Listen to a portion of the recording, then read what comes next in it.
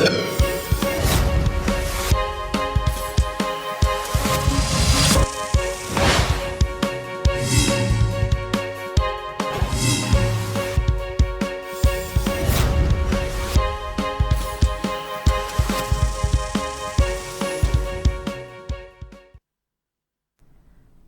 Uttarakhand bulletin में आप सभी का स्वागत है। खबरों पर बात करेंगे, लेकिन एक नजर हेडलाइंस पर। बिहार के चुनावी रण में उतरे सीएम धामी। मोतिहारी में एनडीए प्रत्याशी सचिंद्र सिंह के समर्थन में की सभा। सीएम धामी ने गप्पू पप्पू कहकर साधा निशाना, विपक्ष पर बोला जोरदार हमला।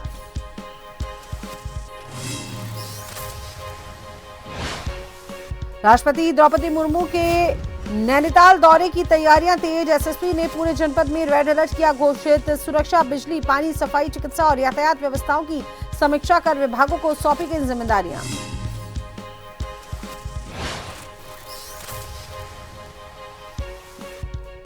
तो वहीं रुड़की में अवैध खनन पर घेराया विवाद। ग्रामीणों ने लेखपाल पर माफियाओं से मिलीभगत का लगाया आरोप। नायब तहसीलदार ने आरोपों को बताया निराधार, कहा खनन पर लगातार जारी रहेगी कार्रवाई। कार्तिक पूर्णिमा से पहले हरिद्वार प्रशासन अलर्ट। डीएम मयूर दीक्षित ने मनसा देवी मंदिर क्षेत्र का किया निरीक्षण। सुरक्षा, सौंदर्यीकरण और निर्माण कार्यों की समीक्षा। भीड़ नियंत्रण के लिए दिए ठोस योजना बनाने के निर्देश। उत्तराखंड में बदला मौसम का मिजाज। बारिश और बर्फबारी से पहाड़ों में बड़ी ठंड। मौसम विभाग ने जताई तापमान गिरने की संभावना।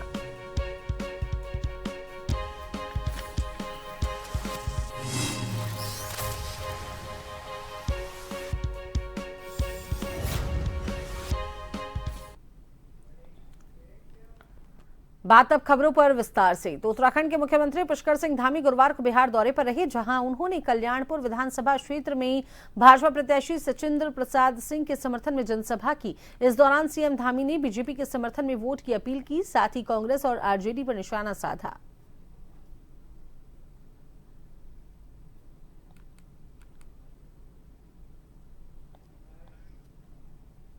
बिहार की भूमि भी सदियों से संस्कृति, महान संस्कृति की भूमि, ज्ञान की भूमि और गौरव की धरोहर रही है।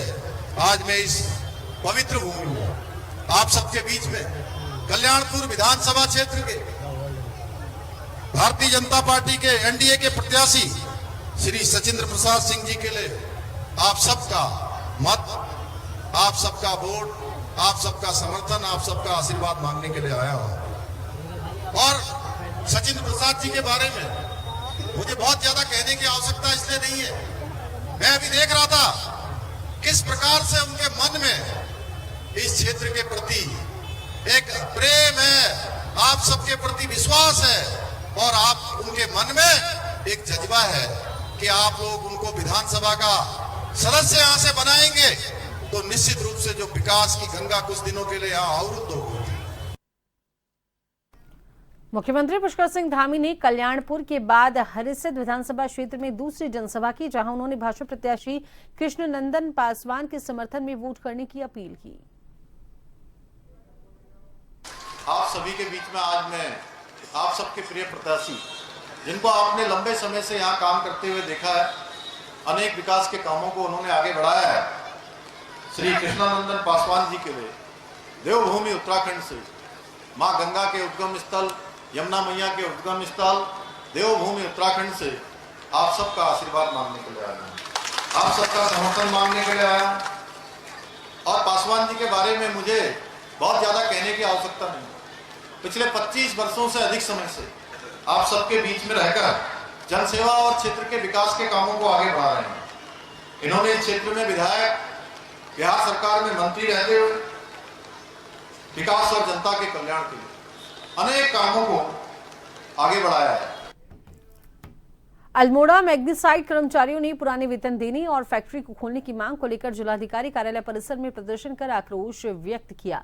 जिलाधिकारी बागेश्वर को बीती सुनाई। कर्मचारियों को 1 वर्ष से अधिक समय से वेतन नहीं मिला है, जिस कारण उन्हें और उनके परिजनों को अनेक समस्याओं का सामना करना पड़ रहा है। आर्थिक तंगी के कारण कर्मचारी भुखमरी के कगार पर आ गए हैं। डीएम आकांक्षा कांडे ने अल्मोड़ा मैग्नीसाइट कंपनी के कर्मचारियों को बताया कि प्रशासन और शासन स्तर पर फैक्ट्री को खोलने के लिए युद्ध स्तर पर प्रयास जारी है। शीघ्र ही कर्मचारी कर्मचारियों की सभी समस्याओं का निराकरण किया जाएगा और फैक्ट्री में व्याप्त अनियमितताओं की जांच भी की जाएगी।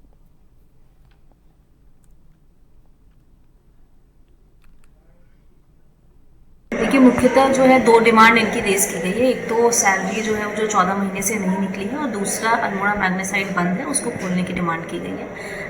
जो माइनिंग एक्टिविटी है वो हाईकोर्ट के आदेश के अनुसार वो बंद है। मैटर अभी सब जुडिस है, तो इसमें ज़्यादा कुछ नहीं किया जा सकता, मगर इतना है शासन और प्रशासन से पूरा जो है प्रयास किया जा रहा है, और जो भी कोर्ट के द्वारा जो भी मुद्दे उठाए गए थे उसकी कंप्लायंस रिपोर्ट प्रशासन द्वारा प्रेषित की जा चुकी है शासन को, और इसमें अर्जेंसी काउंटर करने की भी बात की जा रही है। चूँकि मैटर अभी सब जुडिस है, तो इसमें भी लोग ज़्यादा नहीं कह सकते, मगर प्रयास पूरा किया जा रहा है।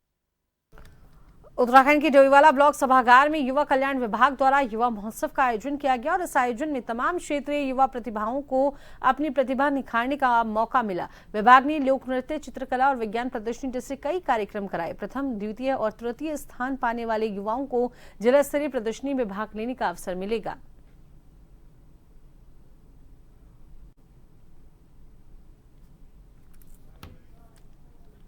ब्लॉक स्तर पे जो युवा महोत्सव होता है, और इसके बाद जनपद स्तर, इसके बाद हमारा जनपद स्तर 2 तारीख को हमारा 2 नवंबर को हमारा जनपद स्तरीय युवा महोत्सव होना है। तो हमारा जो ब्लॉक स्तर है, तो ब्लॉक स्तर में हमारा लोक नृत्य, लोकगीत दो विधाएं रखी गई हैं। उसके बाद हमारा इसमें जो सिंगल इवेंट है उसमें हमारा आपका भाषण प्रतियोगिता, कविता लेखन, कहानी लेखन और चित्रकला है, जो हमारी प्रतियोगिता भी चली रही है, अभी गतिमान है। जबकि हमारी लोक नृत्य, लोकगीत की जो विधाएं है वो समाप्त हो गई है। अभी हमारे जज उस पर वो कर रहे हैं, उसके बाद उसका निर्णय सुनाएंगे। लोहाघाट डिग्री कॉलेज सड़क में आज गुरुवार शाम को एक बड़ा सड़क हादसा हो गया। हादसे में लोहाघाट से डिग्री कॉलेज की ओर जा रही बुलेट अचानक अनियंत्रित होकर देवदार के पेड़ से टकराकर 30 फीट गहरी खाई में जा गिरी। दुर्घटना में भारतीय सेना का जवान अजय सिंह डांगी पुत्र महेश सिंह डांगी निवासी नसकोला तल्ला खतेड़ा गंभीर रूप से घायल हो गया। दुर्घटना की सूचना मिलते ही लोग दुर्घटना स्थल पर पहुंचे और घायल जवान को लोहाघाट उपजिला चिकित्सालय में उपचार हेतु भेजा गया।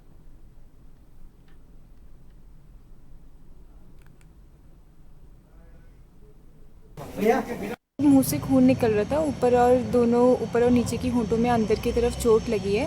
बाकी मुंह से अंदर खून निकल रहा है और सर पे हल्की सी चोट है, लेकिन ये जहाँ पे गिरे थे वहाँ बेहोश हुए थे और उल्टी भी हुई थी, जिस कारण इनको एनसीसीटी हेड कराने के लिए डिस्ट्रिक्ट हॉस्पिटल रेफर किया गया है। बाकी बाहर से कोई ज़्यादा गंभीर चोटें नहीं है, लेकिन अंदरूनी चोट के लिए एनसीसीटी हेड होने के बाद ही बता सकते हैं। रुड़की तहसील के नौबतपुर मूलेवाला गांव के निवासी सचिन कुमार ने लेखपाल अंजू कुमार पर खनन माफियाओं से मिलीभगत का आरोप लगाया है। ग्रामीणों का कहना है कि गांव में बड़े पैमाने पर अवैध खनन हो रहा है। वहीं नायब तहसीलदार यूसुफ अली ने सभी आरोपों को निराधार बताया है। उन्होंने कहा कि शिकायतकर्ता सचिन कुमार के पिता खुद अवैध खनन में संलिप्त पाए गए थे, जिसकी रिपोर्ट लेखपाल ने भेजी थी। तहसीलदार ने साफ किया कि क्षेत्र में अवैध खनन बर्दाश्त नहीं किया जाएगा और लगातार कार्रवाई जारी है। आरोप लगाया है हमारे पटवारी जी अंजू कुमार जी, इनके द्वारा पूर्व में एक जो थी रिपोर्ट दी गई थी इनके पिताजी के विरुद्ध जो है कि भी ऐसे ऐसे इनके द्वारा मिट्टी उठाई गई है, उसी से खिन्न होकर जो है ये आरोप प्रत्यारोप लगा रहे हैं। और जो इनके द्वारा बताया गया कि वहाँ से खनन कराया गया इनके द्वारा, वो निराधार गलत है। उसकी जांच भी की गई हैगी। अब तक कोई सुनवाई नहीं हो पाई। यहाँ पर एसडीएम साहब को साक्ष्य पेश करने के लिए आया था, और सर मैं अपने अंजू जो हमारे यहाँ के पटवारी साहब हैं अंजू कुमार सर, वो बार बार मेरे को जान से मारने की धमकी दिला रहे हैं। और सर मुझे अपनी जान का भी खटका है, और सर ऑडियो भी है मेरे पास में इस चीज़ की। क्या पूरा मसला है? ये सर खनन का मामला है। हमारे जो अंजू कुमार है पटवारी साहब ही हैं, खनन करा रहे हैं सर, खनन माफियाओं के साथ मिलके। और इसके मेरे पास में सबूत भी है, और मैं एसडीएम साहब के यहाँ पेश करने के लिए आया हूँ। हरिद्वार में कार्तिक पूर्णिमा पर्व से पहले प्रशासन पूरी तरह से सतर्क मोड में आ गया है। जिलाधिकारी मयूर दीक्षित ने मां मनसा देवी मंदिर क्षेत्र का स्थलीय निरीक्षण करते हुए सुरक्षित सौंदर्यीकरण और निर्माण कार्यों की बारीकी से समीक्षा की। डीएम ने स्पष्ट निर्देश दिए कि कार्तिक पूर्णिमा से पहले मंदिर परिसर में बन रही स्थायी चौकी को हर हाल में संचालित कर दिया जाए और भीड़ नियंत्रण को ठोस योजना तैयार की जाए। निरीक्षण के दौरान डीएम ने सुरक्षा टीम को ब्रीफ किया और सब इंस्पेक्टर हाकम सिंह तोमर को निर्देश दिए कि कार्तिक पूर्णिमा पर संभावित श्रद्धालु भीड़ को देखते हुए पुलिस, मंदिर ट्रस्ट और रोपवे प्रबंधन आपसी समन्वय से काम करें। उन्होंने साफ कहा कि जरूरत पड़ने पर भीड़ बढ़ने की स्थिति में सिर्फ मुख्य मंदिर ही खुला रखा जाए ताकि व्यवस्था बिगड़ने न पाए। मयूर दीक्षित जिलाधिकारी ने मनसा देवी देखिए अभी आगामी 5 नवंबर को एक मुख्य पर्व है कार्तिक पूर्णिमा, जिसके क्रम में क्राउड मैनेजमेंट को लेकर और जो व्यवस्थाएं हैं वहाँ पर मनसा देवी मंदिर में, उसको आज निरीक्षण किया गया। इसमें वहाँ पर एक पुलिस चौकी की भी स्थापना की गई है, जिसको देखा गया है। साथ ही एक वहाँ पर एक हॉस्पिटल, छोटा हॉस्पिटल डिस्पेंसरी भी बनाई गई है।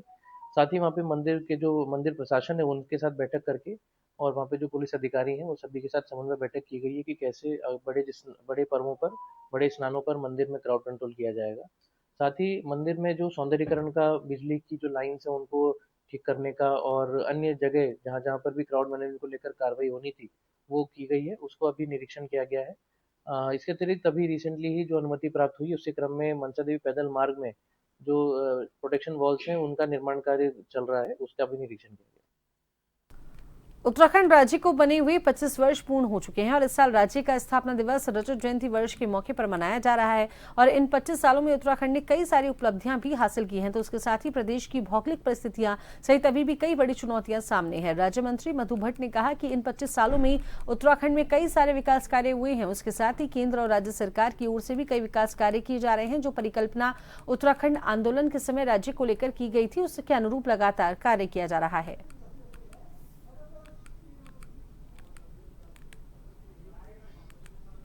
ये संस्कृति तो हमारी ऐसी है, पर दिन मैं कहूँ कि जो एक भी दिन ऐसा नहीं है जो बिना संस्कृति का हो।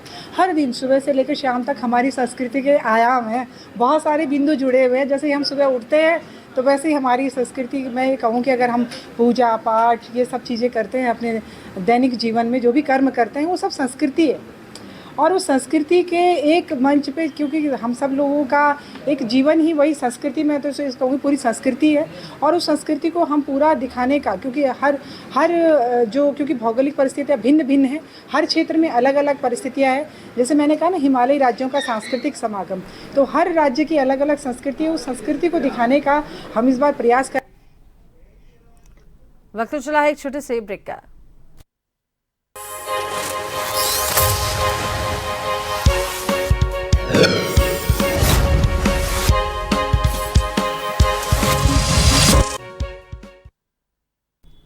ब्रेक के बाद स्वागत है। चलिए खबरों पर बात कर लेते हैं। तो रुड़की ब्लॉक के गांव माधोपुर हजरतपुर में जिलाधिकारी के आदेश के बावजूद भी आज दूसरी खुली मीटिंग में भी ग्राम प्रधान नहीं पहुंचे, जबकि दोनों मीटिंग के दौरान ब्लॉक के अधिकारी थे उन्होंने उनका इंतजार किया। इस बैठक के बाद ग्रामीणों में भारी रोष देखने को मिला। वहीं अब अधिकारियों ने स्पष्ट तौर पर कहा कि ग्राम प्रधान दूसरी बार भी मौके पर नहीं पहुंचे, जिसको लेकर इस मामले में उच्च अधिकारियों को अवगत कराया जाएगा और उसके बाद प्रधान के खिलाफ निर्णय लिया जाएगा। उन्होंने ये भी कहा कि ऐसा प्रतीत हो रहा है कि कहीं न कहीं ग्राम प्रधान अधिकारियों के साथ साथ जनता के सवालों से बचते हुए नजर आ रहे हैं।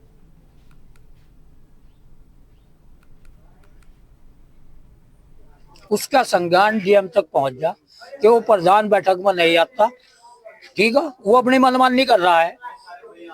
गांव वालों का किसी का कोई सम्मान नहीं, कुछ नहीं। बस इस पर कार्रवाई करो डीएम साहब। इसी महीने में 14 तारीख में बैठक हुई थी, ठीक है। उसके बाद 30 तारीख अधिकारियों ने रखी थी इसमें। तो उसके बाद जो आज भी प्रधान नहीं पहुंचा यहाँ पर, ये डीएम के ऑर्डर है बैठक के, जो लगभग 1 साल में बैठक होती है। खाती को लिए को भी हो रही है और भी बहुत काम है लोगों के, जो अधिकारी इस चीज से भाग रहे हैं। मतलब वो खाती के लिए कह रहे हैं, ऐसा कुछ नहीं है। खाती के लिए डीएम के ऑर्डर पूरे गांव के लिए है, खाती के लिए तो नहीं है कोई। ये पूरे जिले में ऑर्डर है डीएम के। जी, क्या वजह है जो ग्राम प्रधान काफी दिनों से बचता जा रहा है? उसे पता है, कहना इसमें खाती लिखी जाए, खाती सही है, अगले आदमी काम कराने पड़ेगा। लोग पूछेगा भाई काम क्यों नहीं कर रहा, इसलिए बच रहा है। ग्राम प्रधान द्वारा ये बताया गया तत्कालीन 14 तारीख में ये बताया गया था कि मेरा स्वास्थ्य खराब है, अस्पताल में भर्ती है। तो वो बैठक हमने दोबारा, चूंकि एक नियम होता है, 15 दिन बाद हमने कॉल की थी, तो आज 30 तारीख को हमने ये कॉल की थी। आज भी ग्राम प्रधान बिना किसी सूचना के अनुपस्थित हैं। तो दुर्भाग्य है कि बैठक, चूंकि इसमें एक्ट ये कहता है कि कोई भी खुली बैठक ग्राम प्रधान ही उसके अध्यक्ष होते हैं। मैंने तमाम कोशिश की कि कोई और इसका सॉल्यूशन निकाला जाए, बट कोई ऐसा सॉल्यूशन कहीं पर भी एक्ट में ऐसा नहीं लिखा हुआ है कि ग्राम प्रधान की अनुपस्थिति में प्रधान या किसी मेंबर या किसी को मैं नियुक्त कर सकूं। ये पावर न तो बीडीओ को है और न ये रेडियो पंचायत को है। अपर लेवल पे होगी, मुझे जानकारी नहीं है, पर एक्ट में कहीं नहीं लिखा हुआ है। कैबिनेट मंत्री गणेश जोशी ने देहरादून के गाजियावाला में मसूरी विधानसभा क्षेत्र के अंतर्गत विकासखंड सहसपुर के तहत 15 ग्राम पंचायतों के लिए 28 आंगनबाड़ी केंद्रों को खेल एवं पठन पाठन सामग्री का वितरण किया। इसके तहत आंगनबाड़ी केंद्रों में बच्चों के लिए टिफिन बॉक्स, पानी की बोतल, dart board, puzzle game, kitchen set, doctor set, chart, 3D pencil box, pencils आदि सामग्री उपलब्ध कराई। उन्होंने मसूरी विधानसभा क्षेत्र के अंतर्गत सभी आंगनबाड़ी केंद्रों के लिए फर्नीचर, अलमारी तथा अन्य आवश्यक सामग्री उपलब्ध कराए जाने की भी घोषणा की। वितरण कार्यक्रम के बाद अपने संबोधन में मंत्री ने नोबेल पुरस्कार विजेता नेल्सन मंडेला की बात को रखते हुए कहा कि शिक्षा सबसे शक्तिशाली हथियार है जिसका उपयोग आप दुनिया को बदलने के लिए कर सकते हैं। कैबिनेट मंत्री ने कहा कि मुख्यमंत्री पुष्कर सिंह धामी के नेतृत्व में राज्य सरकार बाल विकास एवं महिला सशक्तिकरण के लिए सतत प्रयासरत है।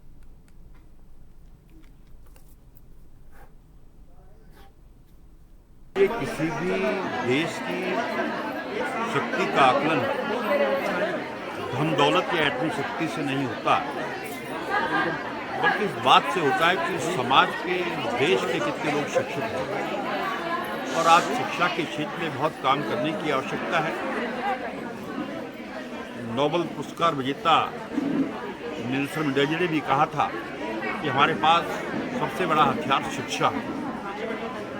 और जब से मैं विधायक बना हूँ, मैं अपनी विधायक निधि का अधिकांश पैसा स्कूलों में देता हूँ, आंगनबाड़ी में देता हूँ। मेरे विधानसभा क्षेत्र में 128 आंगनबाड़ी हैं। 100 को जो सामग्री मैंने आज वितरित की है दे चुका हूँ, जो 28 शेष रह गई थी और अपने वायदे के अनुसार 28 आंगनबाड़ी केंद्रों को हमने ये सामग्री दी है। और कुछ मांग इन्होंने की है फर्नीचर की, स्टाफ फर्नीचर की, अलमारी की, उसकी घोषणा मैंने की है। शीघ्र ये सामान इनको दिया जाएगा। मुख्यमंत्री पुष्कर सिंह धामी ने पिथौरागढ़ में बुधवार को सहकारिता मेले का शुभारंभ किया और इस अवसर पर उन्होंने जनपद की 85.14 करोड़ रुपए की विभिन्न योजनाओं का लोकार्पण और शिलान्यास किया, जिसमें 23.16 करोड़ रुपए की लागत की शिलान्यास और 61.98 करोड़ रुपए के लोकार्पण कार्य शामिल हैं। मुख्यमंत्री ने जनता को संबोधित करते हुए कहा कि ये योजनाएं पिथौरागढ़ के सर्वांगीण विकास में मील का पत्थर साबित होंगी।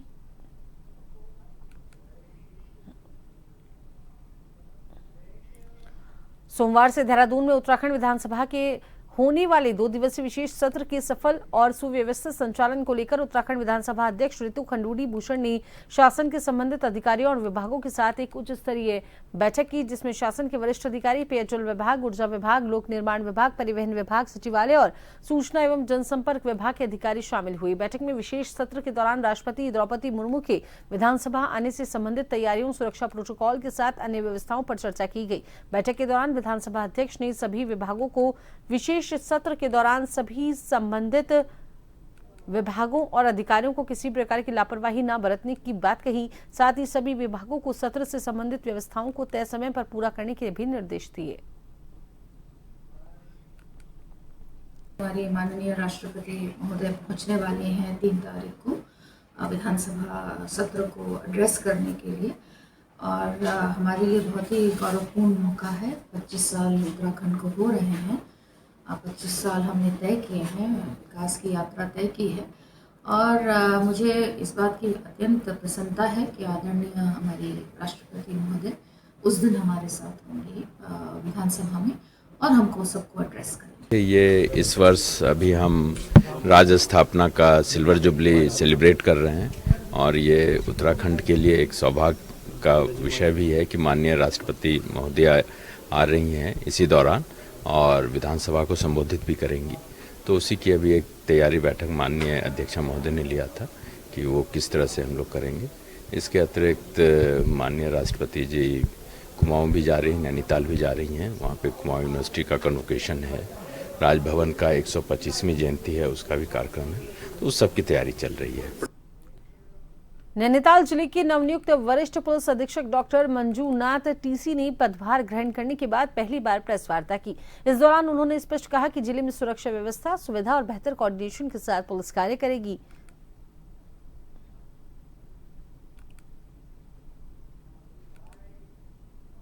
मां नैना देवी का पावन धरती, ये श्री क्षेत्र 52 शक्तिपीठ में एक है।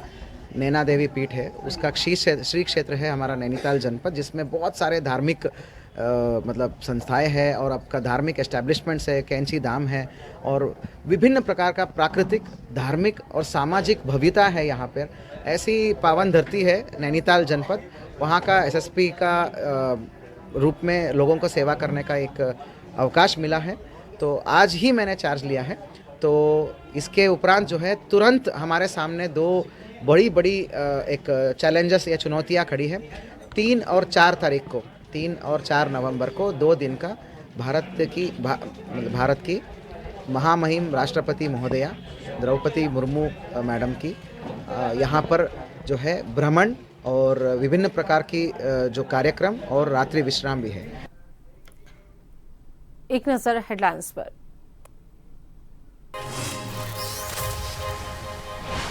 बिहार के चुनावी रण में उतरे सीएम धामी। मोतिहारी में एनडीए प्रत्याशी सचिंद्र सिंह के समर्थन में की सभा।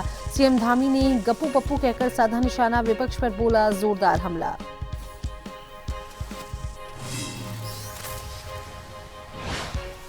राष्ट्रपति द्रौपदी मुर्मू के नैनीताल दौरे की तैयारियां तेज। एसएसपी ने पूरे जनपद में रेड अलर्ट किया घोषित। सुरक्षा, बिजली, पानी, सफाई, चिकित्सा और यातायात व्यवस्थाओं की समीक्षा कर विभागों को सौंपी जिम्मेदारी।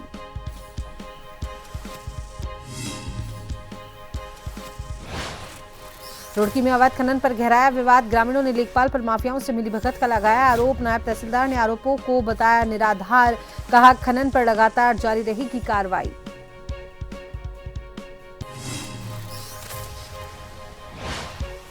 कार्तिक पूर्णिमा से पहले हरिद्वार प्रशासन अलर्ट। डीएम मयूर दीक्षित ने मनसा देवी मंदिर क्षेत्र का किया निरीक्षण। सुरक्षा, सौंदर्यीकरण और निर्माण कार्यों की समीक्षा। भीड़ नियंत्रण के लिए ठोस योजना बनाने के निर्देश। उत्तराखंड में बदला मौसम का मिजाज। बारिश और बर्फबारी से पहाड़ों में बड़ी ठंड। मौसम विभाग ने जताई और तापमान गिरने की संभावना।